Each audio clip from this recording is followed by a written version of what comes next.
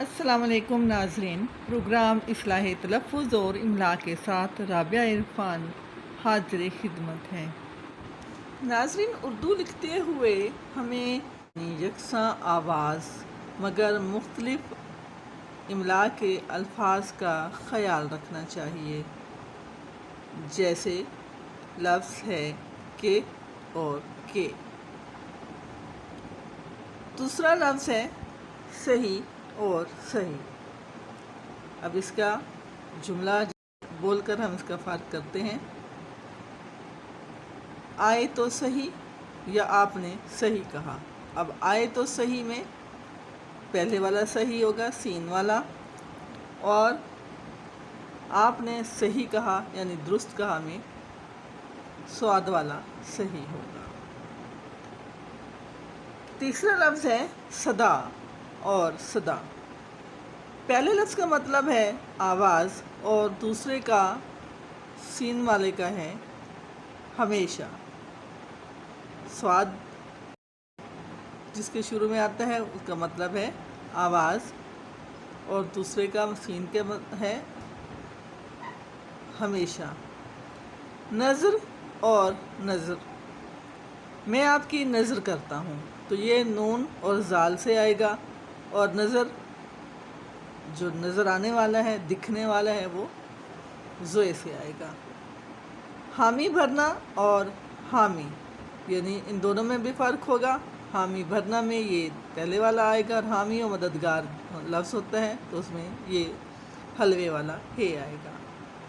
سورت قرآن مجید کی سورت ہوتی ہے تو یہ لکھتے ہوئے سین سے لکھیں گے، اور شکل کے لیے سورت سواد سے لکھیں گے۔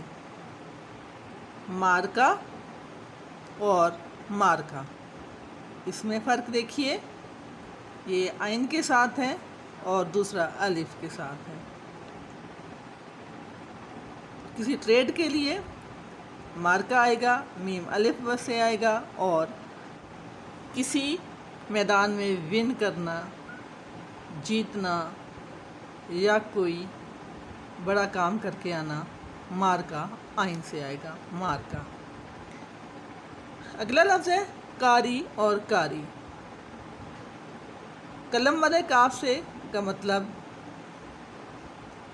پڑھنے والا، اور کشش والے کاف سے کاری یعنی ضرب لگانا، سخت ضرب لگانا۔ کاری کا مطلب سخت، جس طرح سے کہتے ہیں کاری ضرب لگائی یعنی سخت چوٹ لگائی۔ اگلا لفظ ہے جانا اور جانا۔